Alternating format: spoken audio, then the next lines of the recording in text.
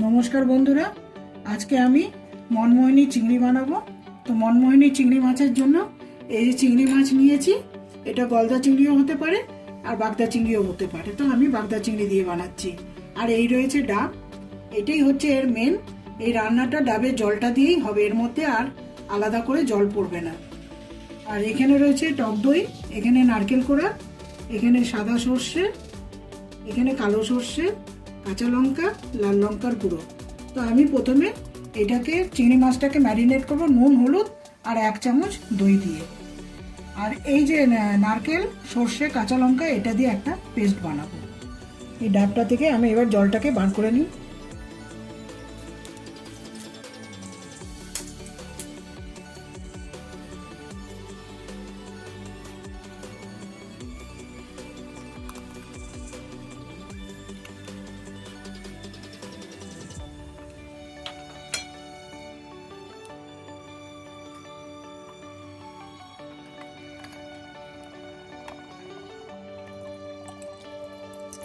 এই জলটাকে আমি পুরো ডাবের থেকে বার করে নিচ্ছি। এই জলটা দিয়েই আমার চিংড়ি মাছটা রান্না হবে।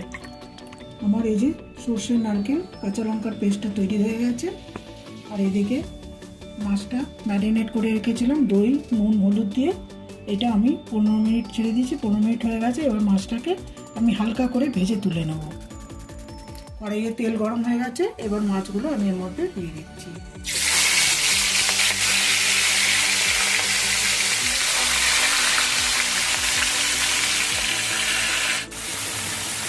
আমার সবগুলো মাছ দেওয়া হয়ে গেছে।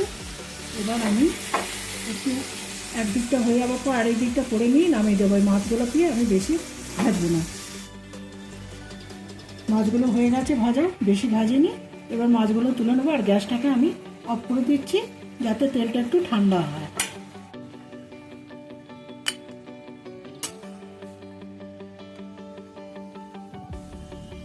মাছগুলো আমি ভেজে তুলে নিয়েছি, মাছগুলো রেখে দিচ্ছি।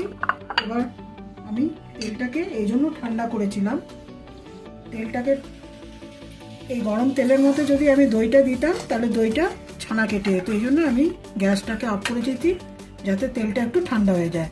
এখন এর মধ্যে এই লাল লঙ্কার গুঁড়োটা দিয়ে দিলাম আর এই দইটা আমি এর মধ্যে দিয়ে দিচ্ছি। দইটা ভালো করে দিয়ে মিশিয়ে নিয়ে তারপরে আমি গ্যাসটাকে অন করব যাতে দইটা ছানা না কেটে যায়। গ্যাসটাকে এবার আমি অন করে দিয়েছি এই জন্য যে দইটা আর লঙ্কা গুঁড়োটা খুব ভালো করে মিশে গেছে। এবার আমি এর মধ্যে এই সর্ষে নারকেল বাটাটা এটা আমি এর মধ্যে দিয়ে দিচ্ছি। হ্যাঁ, আরেকটা কথা, এই সর্ষে বাটাটার মধ্যে আমি নুন দিয়েছি। নুন দিয়ে সর্ষে বাটলে পরে সর্ষের মধ্যে তেতো ভাবটা চলে যায়, ওই জন্য আমি এর মধ্যে নুন দিয়েছি। কাজেই ঝোলটার মধ্যে নুন সেই আন্দাজ মতনই দিতে হবে। এখন এটা দিয়ে একটুখানি বেশি কষাবো না, সর্ষে তেতো হয়ে যাবে। একটু হালকা ভেজে নিয়ে আমি ওই ডাবের জলটা দিয়ে দেবো। সর্ষে বাটাটা দিয়ে আমার কষানো হয়ে গেছে। এবার আমি এই ডাবের জলটা এর মধ্যে দিয়ে দিচ্ছি। এতটা ডাবের জল লাগবে না, এই ডাবটা থেকে প্রচুর জল বেরিয়েছে, তো এতটা জল লাগবে না, আন্দাজ মতন আমি এতটাই জল দিলাম। একটু পুরো ডাবের জলটা দিলে অনেক বেশি হয়ে যাবে। এই যেটা এই ফুটে উঠবে তারপর আমি চিংড়ি মাছগুলো এর মধ্যে দিয়ে দেবো। ঝোলটা ফুটে গেছে। এখন এর মধ্যে আমি একটু চিনি দিয়ে দিলাম। খুব একটা চিনি দিলাম না, কেন যেহেতু চিংড়ি মাছটা নিজে মিষ্টি হয়, তারপরে ডাবের জলের মধ্যে একটু মিষ্টি ভাব আছে, যার জন্য আমি মিষ্টিটা খুব কম দিলাম। আর নুনটা আমি অল্প করে দিচ্ছি, কেন আমি সর্ষে বেটেছি তার মধ্যেও নুন দিয়েছিলাম, আর মাছের মধ্যেও নুন হলুদ মাখিয়েছি, এই জন্য নুনটাও আমি অল্প একটুই দিলাম। এবার আমি মাছগুলো দিয়ে দিচ্ছি এর মধ্যে।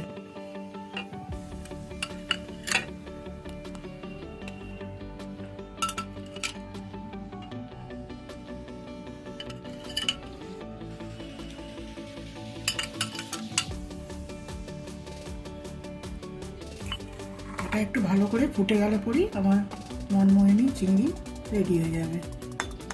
আমার মনমোহিনী চিংড়ি তৈরি হয়ে গেছে। এই যে ঝোলটা দেখা যাচ্ছে, এই ঝোলটা এর মধ্যে নারকেল পড়েছে, তো এতটা ঝোল দেখা যাবে না, ঠান্ডা হলে এই ঝোলটা গাঢ় হয়ে যাবে। ওই জন্য আমি এই অবস্থায় এটাকে নামিয়ে ফেলবো। আমি গ্যাসটাকে অফ করে দিচ্ছি। নাবিয়ে দেখাচ্ছি।